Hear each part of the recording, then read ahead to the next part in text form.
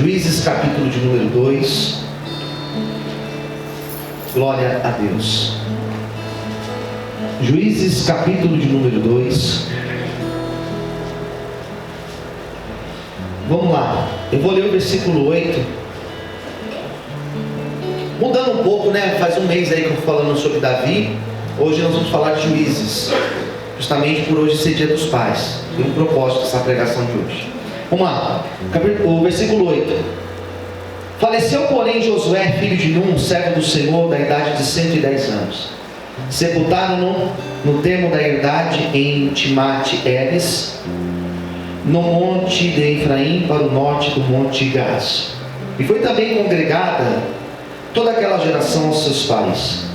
E toda a geração após ele se levantou, que não conhecia o Senhor, nem tampouco a obra que fizera Israel.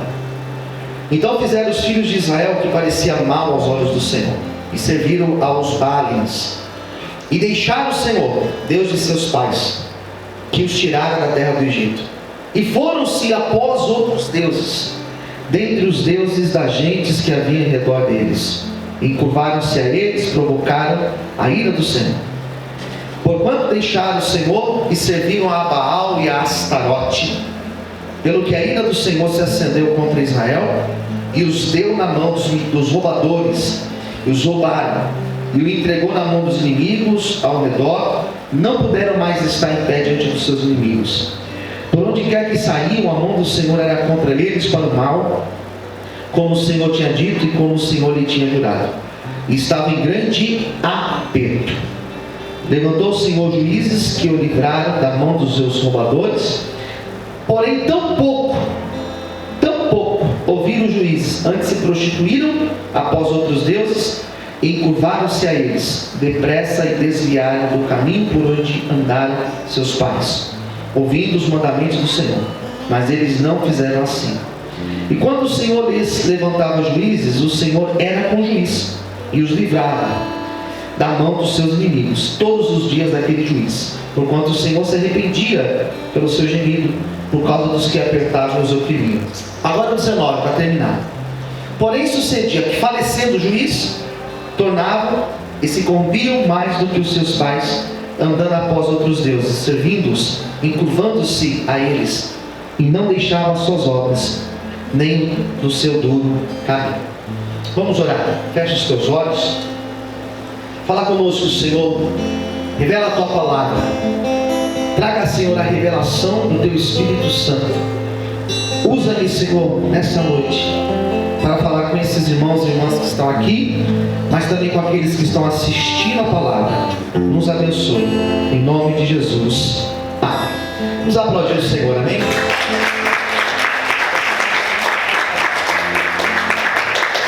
Amém? Eu senti de Deus de ministrar essa palavra, porque hoje é dia dos pais, e para mim é uma data importante. E eu tenho pensado muito. O que eu vou ministrar para vocês hoje são reflexões minhas de um tempo para cá. Acho que esse ano para cá, por conta dessa pandemia, eu comecei a pensar algumas coisas e refletir algumas coisas acerca de relacionamento com Deus, acerca de maturidade espiritual. E esse texto de Juízes, ele se tornou para mim perfeito, para eu comunicar, para eu falar aquilo que Deus tem ministrado no meu coração. Para que você entenda do que eu quero falar hoje, Juízes é um livro que ele fala a morte de Moisés, de Josué, melhor dizendo, a morte de Josué, até o surgimento do governo da monarquia em Israel.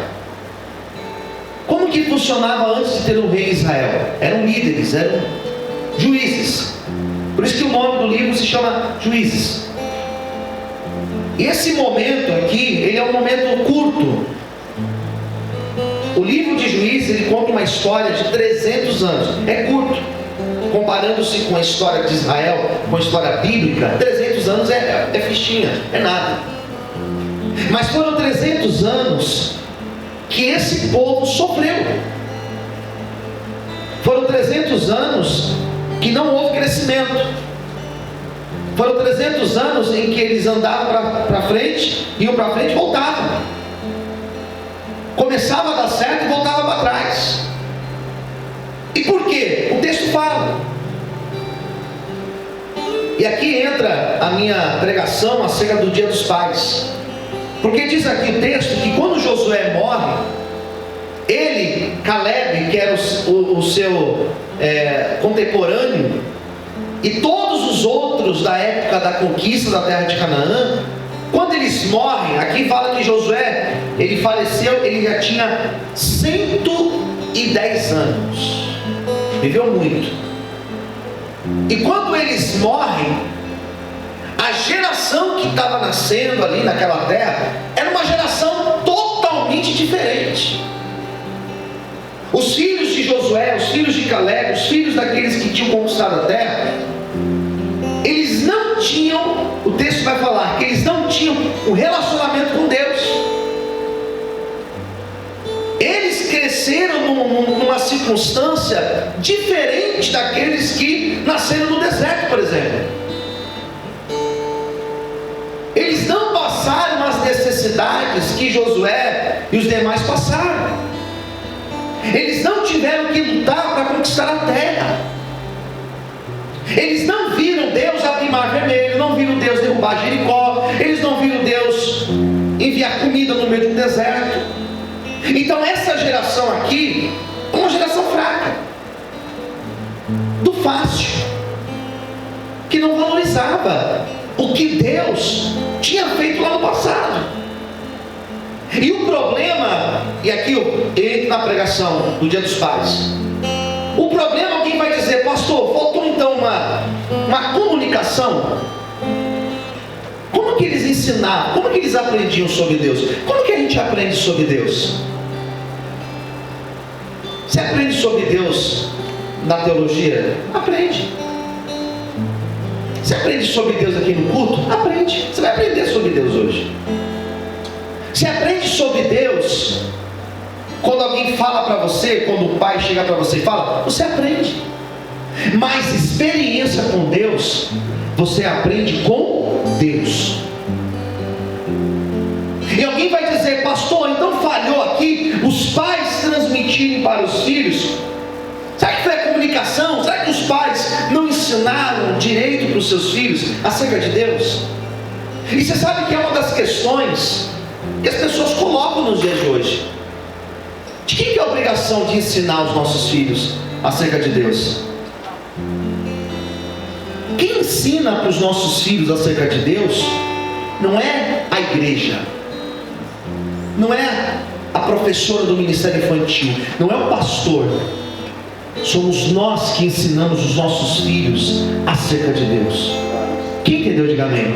E nós não ensinamos os nossos filhos acerca de Deus simplesmente quando eu sento com eles e conto. Eu vou te contar a história de Davi. Vou contar, filho, para você a história de Josué. Não é assim que eu ensino sobre Deus para os meus filhos. Assim você ensina a história da Bíblia. Agora, ensinar sobre Deus é o meu filho me ver recebendo um troco errado, eu dizendo: ó, está errado esse troco, está aqui de volta, está errado. É ele ver como eu trato as pessoas que estão perto de mim. É eu ensinar como eu trato a minha esposa, como a minha esposa me trata. É assim que eu ensino para os meus filhos acerca de Deus. É igual querer culpar a escola acerca da educação dos filhos. Quem educa os filhos são os pais. A escola vai transmitir o conhecimento da matemática, do português, da história, da ciência, do inglês, da geometria. Agora, a educação tem que aprender onde? Em casa. Onde que a gente ensina a Deus para os nossos filhos? Em casa. É eu sentar com os meus filhos e mostrar para eles o meu relacionamento com Deus. É a minha filha, é o meu filho me ver de joelhos orando em casa. Eles estão aprendendo sobre Deus me vendo. Eles estão vendo sobre Deus na minha vida quando eu enfrento o problema e eles me veem ali dizendo: Deus está conosco, vai dar tudo certo. Assim eles aprendem. Então essa geração aqui, queridos, era uma geração fraca. Talvez porque os pais não ensinaram o suficiente. Pode ser que sim, mas muito provável que não. Porque nós, como pai, mãe, nós ensinamos para os nossos filhos. Mas quem garante? Quem garante que eles aprendem? Quem que vai garantir? Eu posso ensinar para os meus filhos também, mas não significa que vai dar certo o negócio. Porque existem pais que ensinam o exemplo correto para os filhos, mas os filhos fazem as suas escolhas. Se eu acredito no livre-arbítrio, eu posso então entender que eu posso ensinar para os meus dois filhos: Rafa, é isso aqui, ó. Maria Clara, é isso aqui. Mas não significa que eles vão fazer do jeito que eu ensinei. Eu tenho meu irmão, somos totalmente diferentes. As nossas escolhas são totalmente diferentes. Tivemos a mesma educação do pai e da mãe. Então percebe que também não significa fazer essa comunicação com os meus filhos, não significa necessariamente que eles vão fazer exatamente, eles são responsáveis. A pregação de hoje, ler Juízes, sabe o que mostra? Que Deus é bom, que Deus quer o melhor para nós, mas nós temos a total liberdade para fazer as nossas escolhas.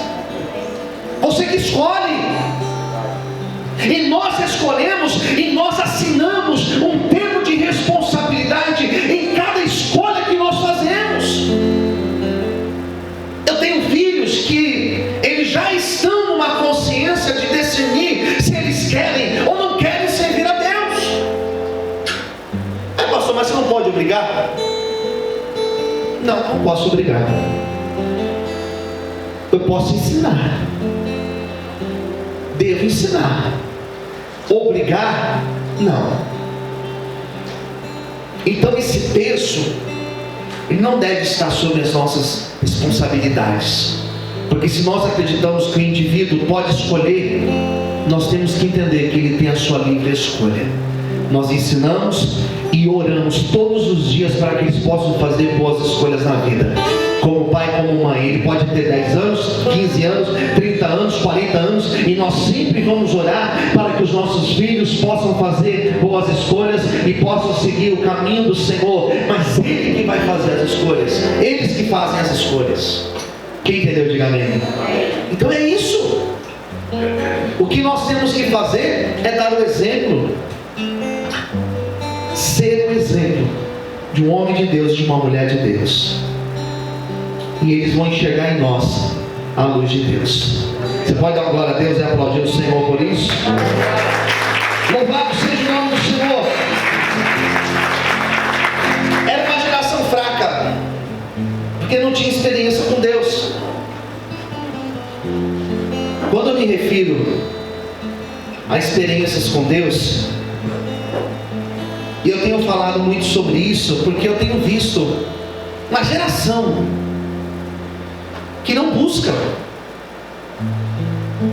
Nós estamos vivendo uma época onde as pessoas não buscam, uma maioria.